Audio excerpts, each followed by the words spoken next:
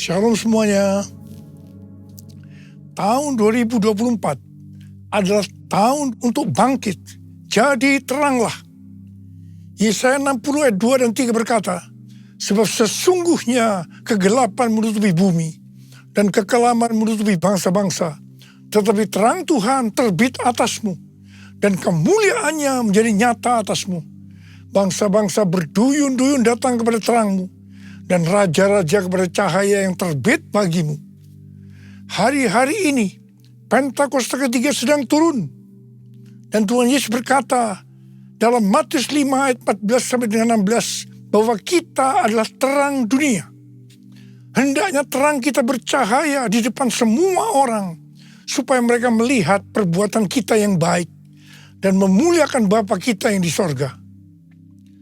Bangkit dan jadi teranglah. Artinya, kita harus taat kepada tuntunan Tuhan secara radikal. Pada waktu Musa dan orang Israel berjalan di padang gurun, mereka dituntun tiang awan dan tiang api. Mereka secara radikal harus taat kepada tuntunan Tuhan ini. Kalau tiang awan dan tiang api itu berhenti, mereka juga berhenti dan berkemah. Kalau tiang awan dan tiang api itu naik, maka mereka juga bergerak. Berapa lama pun awan itu diam di atas kemah suci, baik 2 hari, sebulan, atau lebih lama, orang Israel tetap berkemah dan tidak berangkat. Tetapi ketika awan itu naik, barulah mereka berangkat. Jadi atas titah Tuhan mereka berkemah, dan atas titah Tuhan juga mereka berangkat. Seperti yang dilakukan oleh orang Israel pada waktu itu, maka Tuhan menghendaki agar kita harus taat secara radikal terhadap tuntunan Tuhan. Dalam menyelesaikan amanat agung sampai dengan tahun 2033, Tuhan memberikan pengertian bahwa kita saat ini seperti orang-orang Israel yang dipimpin oleh Yosua untuk memasuki tanah perjanjian. Pada waktu itu mereka akan melalui jalan yang belum pernah mereka lalui sebelumnya. Karena itu, mereka harus mengikuti tabut Allah. Kita pun saat ini sedang berjalan melalui jalan yang belum pernah kita lalui sebelumnya. Pintu sudah dibuka oleh Tuhan, tetapi jalan yang di depan kita belum pernah dilalui sebelumnya. Karena itu, kita harus mengikuti tuntunan Tuhan secara radikal. Katakan amin. Orang Israel harus mengikuti tabut Allah dengan jarak kira-kira 2000 hasta, sekitar 914 meter. Tidak boleh terlalu dekat, juga tidak boleh terlalu jauh, supaya mereka tidak kehilangan arah dan tidak tahu jalan yang harus dilalui. Begitu juga dengan kita dalam mengikuti tuntunan Tuhan. Tidak boleh terlalu dekat dan juga tidak boleh terlalu jauh. Pengertian tentang terlalu dekat dan terlalu jauh dari tuntunan Tuhan terdapat dalam Pengkhotbah 7 ayat 16 dan 17 yang berkata, janganlah terlalu saleh, janganlah perilakumu terlalu berhikmat. Mengapa engkau akan membinasakan dirimu sendiri? Janganlah terlalu fasik, janganlah bodoh. Mengapa engkau mau mati sebelum waktumu? Jadi di sini jelas bahwa kita harus memperhatikan dengan seksama agar kita tidak terlalu dekat dan juga tidak terlalu jauh dari tuntunan Tuhan karena akibatnya bisa fatal. Terlalu dekat di sini artinya terlalu saleh, perilaku yang terlalu berhikmat. Pengertian ini harus dihubungkan dengan Amsal 3 ayat 7 yang berkata, janganlah engkau menganggap dirimu sendiri bijak. Takutlah akan Tuhan dan jauhilah kejahatan. Ini juga bisa diartikan jangan sok rohani. Jangan paling benar sendiri. Ingat, akibatnya bisa fatal. Sedangkan terlalu jauh bisa diartikan terlalu fasik dan bersikap bodoh. Ingat, akibatnya bisa fatal. Supaya kita tidak terlalu dekat atau terlalu jauh dari tuntunan Tuhan, maka kita harus memperhatikan pesan Yosua kepada bangsa Israel yang akan masuk ke tanah perjanjian dengan mengikuti tabut dalam Yosua 3 ayat 5. Kuduskanlah dirimu, sebab besok Tuhan akan melakukan perbuatan yang ajaib di antara kamu. Jadi kita akan tahu kalau kita tidak akan menyimpang dari tuntunan Tuhan, kalau kita menguduskan diri untuk menyelesaikan amanat agung sampai dengan tahun 2033. Jalan yang kita tempuh belum pernah dilalui sebelumnya. Karena itu kita harus menguduskan diri supaya tidak menyimpang dari tuntunan Tuhan. Layaklah segala bangsa sujud kepadamu, sebab kau Allah yang kudus, layak disembah. Layaklah segala bangsa sujud kepadamu, sebab kau Allah yang kudus, layak disembah, layak disembah, layak disembah.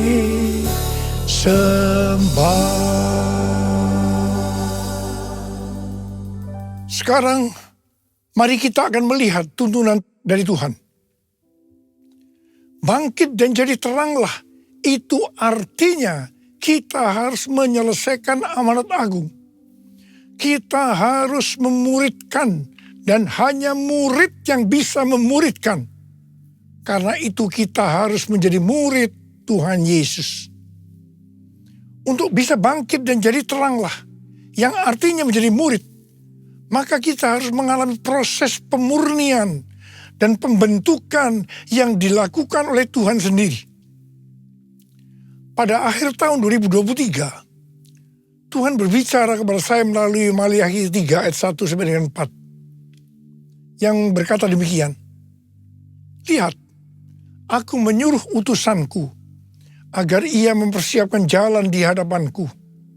Tiba-tiba Tuhan yang kamu cari akan datang ke baitnya. Utusan perjanjian yang kamu inginkan itu sesungguhnya ia datang. Firman Tuhan semesta alam. Siapakah yang dapat tahan akan hari kedatangannya? Siapakah yang dapat tetap berdiri ketika ia menampakkan diri? Sebab ia seperti api pemurni logam dan seperti sabun penatu. Ia akan duduk seperti orang yang memurnikan dan menahirkan perak. Ia menahirkan orang Lewi, menyucikan mereka seperti emas dan perak, supaya mereka menjadi orang-orang yang mempersembahkan kurban kepada Tuhan dalam kebenaran. Maka persembahan Yehuda dan Yerusalem akan menyenangkan hati Tuhan, seperti pada hari-hari dahulu kala, dan seperti tahun-tahun purbakala. Pastor D, pendoa syafaat saya yang berada di Perth, Australia, memberikan pesan Tuhan kepada saya bahwa tahun 2024 ini adalah tahun tiba-tiba. Baptisan api atau pemurnian gereja akan terjadi secara tiba-tiba dan kemuliaan Tuhan turun.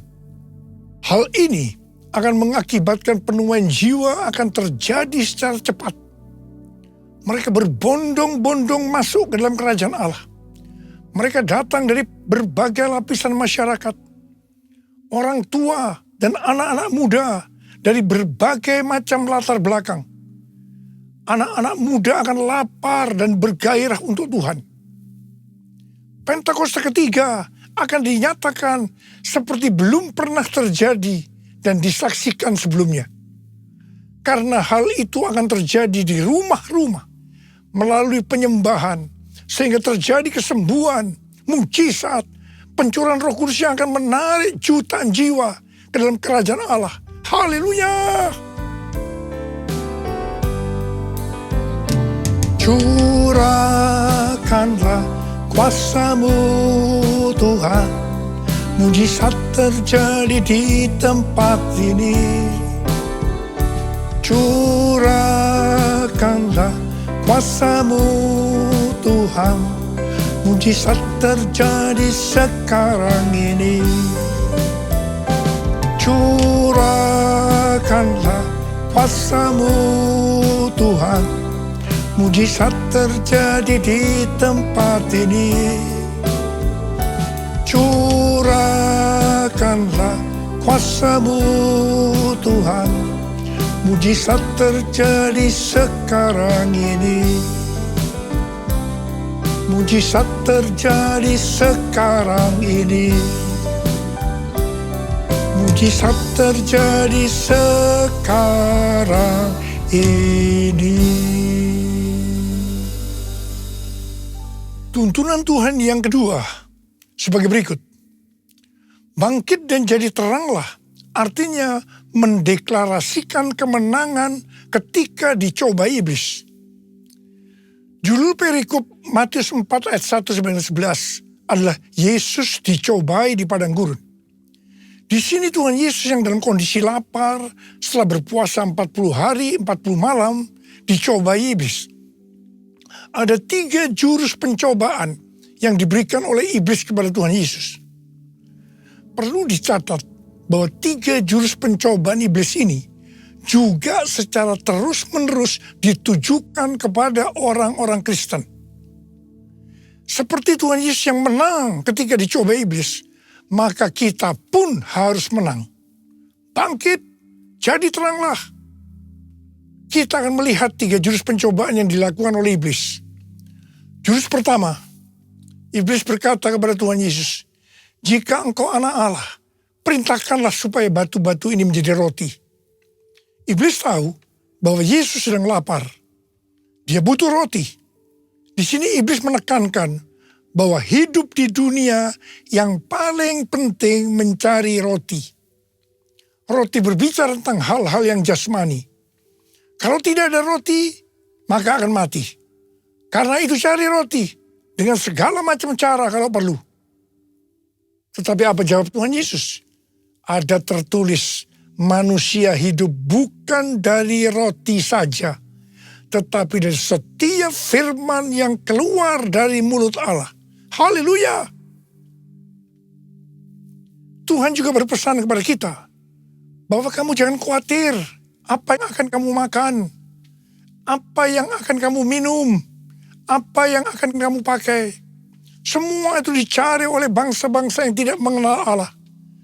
Tetapi Bapamu yang di sorga tahu bahwa kamu memerlukan semuanya itu. Karena itu, cari dahulu kerajaan Allah dan kebenarannya. Maka semuanya, apa yang sudah butuhkan akan ditambahkan kepadamu. Carilah dulu kerajaan Allah dan kebenarannya, maka semuanya akan ditambah padamu. Haleluya, haleluya, haleluya, haleluya,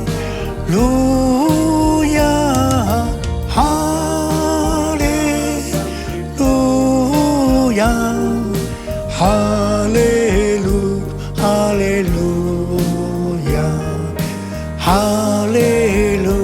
haleluya, haleluya, haleluya.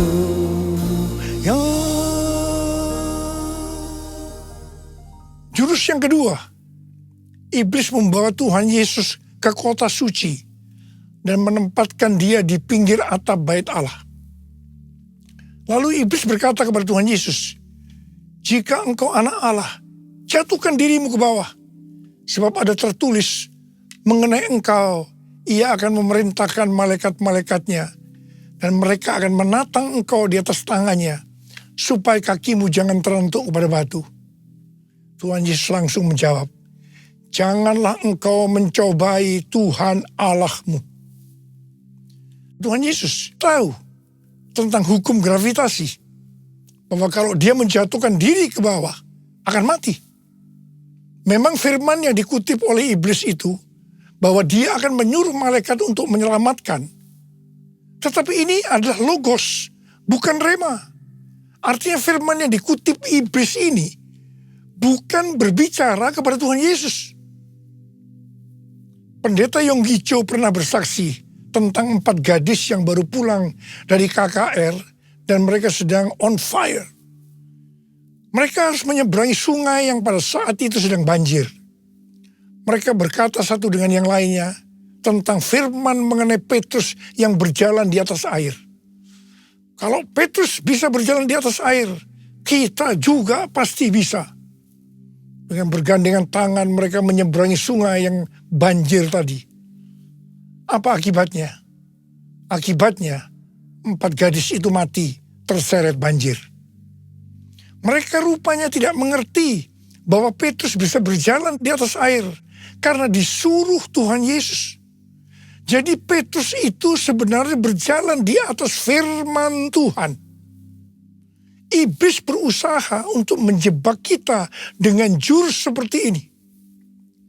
Saya diingatkan tentang faham hyper grace yang berkata, kalau kita sudah lahir baru, kita bisa melakukan apa saja. Dan Bapa di surga pasti tersenyum. Artinya kita tetap selamat.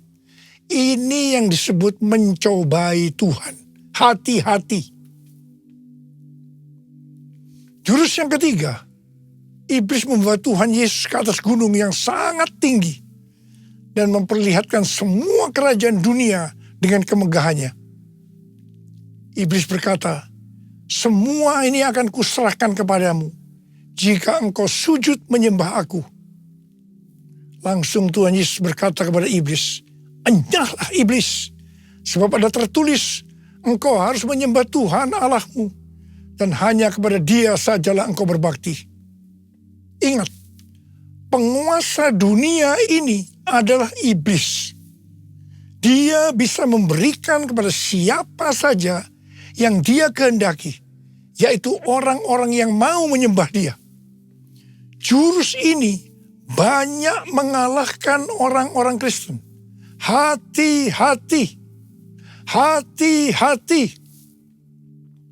Sesuai dengan perumpamaan tentang seorang penabur, maka Tuhan Yesus berkata, orang Kristen yang tidak berbuah disebabkan karena kekhawatiran dunia, tipu daya kekayaan, dan kenikmatan hidup.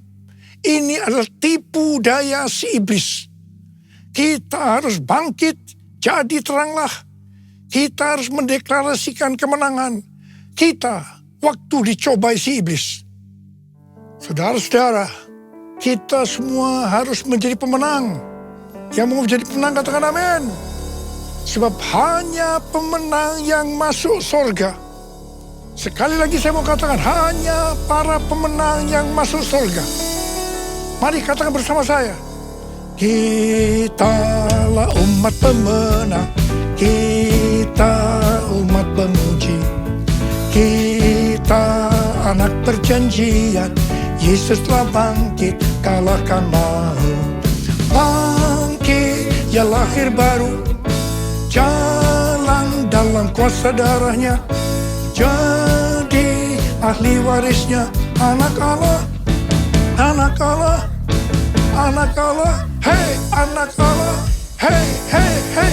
Kitalah umat pemenang, kita umat pemuji. Kita anak perjanjian, Yesus telah bangkit, kalahkan maut. Bangkit, ya lahir baru, jalan dalam kuasa darahnya. Jadi ahli warisnya, anak Allah, anak Allah, anak Allah, hei anak Allah, hei hei hei hei. Mari angkat tangan kita di hadapan Tuhan, mulai berbahasa roh. Yang sudah berbahasa roh, kita berbahasa roh. Oh ya la la la la bara bara bara bara bara bara bara bara. Oh la la la la bara bara bara bara bara bara bara bara.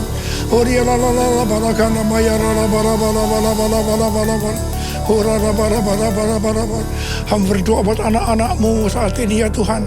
Jadikan kami sebagai umat pemenang. Jadikan kami sebagai umat pemenang. Urapi kami ya Tuhan. Urapi kami. Urapan Tuhan turun atas-Mu. Terima.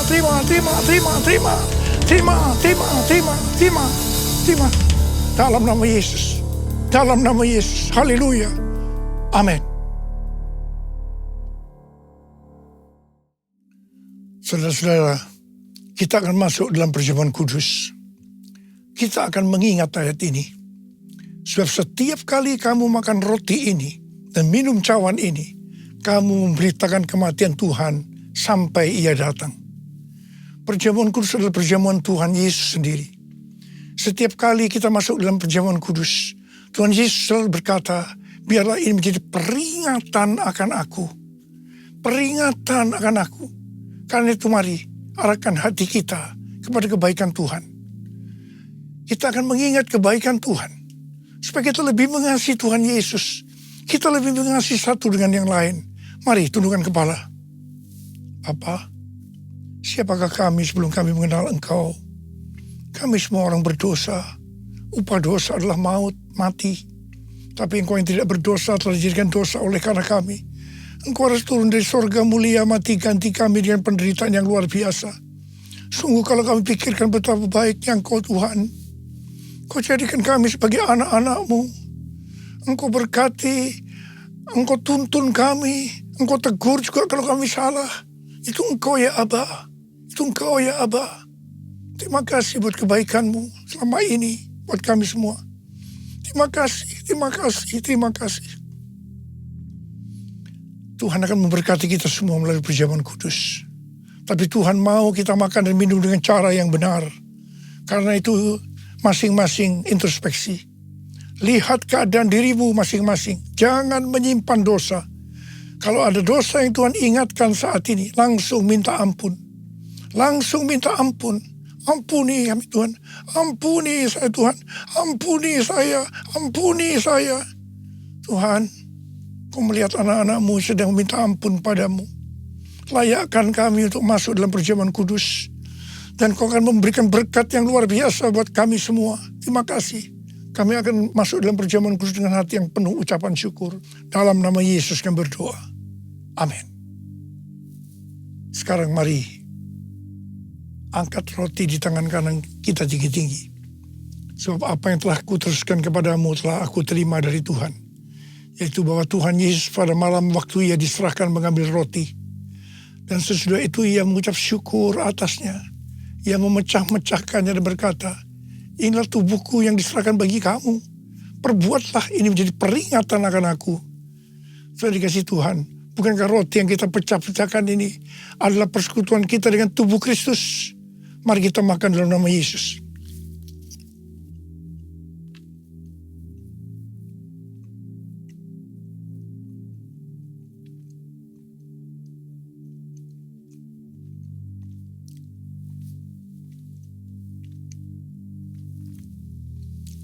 Mari, angkat cawan di tangan kanan kita tinggi-tinggi.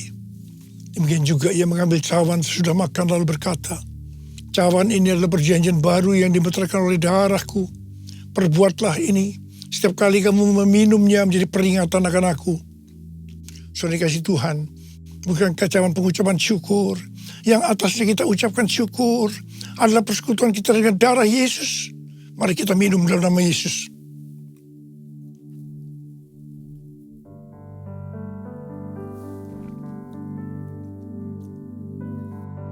Mari angkat tangan kita di hadapan Tuhan. Ucapkan syukur dan terima kasih dengan suara jangan diam. Tuhan, terima kasih ya Tuhan. Terima kasih ya Tuhan. Terima kasih ya Tuhan. Terima kasih ya Tuhan. Terima kasih. Angkat tangan saudara di hadapan Tuhan. Tuhan, Kau melihat anak-anak-Mu sedang angkat tangan di hadapan-Mu. Saat ini Kau sedang menyembuhkan yang sakit. Kau sedang membebaskan yang terikat. Kau menghibur yang susah. Engkau menguatkan yang lemah. Terima kasih. Terima kesembuhan. Terima kesembuhan. Terima kelepasan. Terima. terima. Tuhan terima kasih. Tuhan terima kasih. Terima kasih ya Tuhan. Terima kasih Yesusku. Terima kasih Yesusku. Puji syukur hanya bagi Tuhanku. Terima kasih Yesusku. Terima kasih Yesusku. Puji syukur hanya bagi Tuhanku. Terima kasih Yesusku. Terima kasih Yesusku. Puji syukur hanya bagi Tuhanku. Terima kasih Yesusku. Terima kasih Yesusku. Puji syukur hanya bagi Tuhanku. Puji syukur hanya bagi Tuhanku. Puji syukur hanya bagi Tuhanku.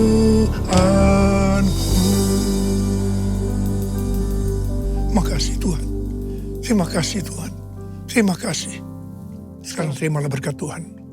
Kasih karunia berlimpah-limpah daripada Allah Bapa dalam anak yang tunggal Yesus Kristus. Persekutuan yang manis dengan Roh Kudus menyertai kita semua. Mulai hari ini sampai Tuhan Yesus datang menjemput kita di awan-awan. Dan bahkan sampai selama-lamanya.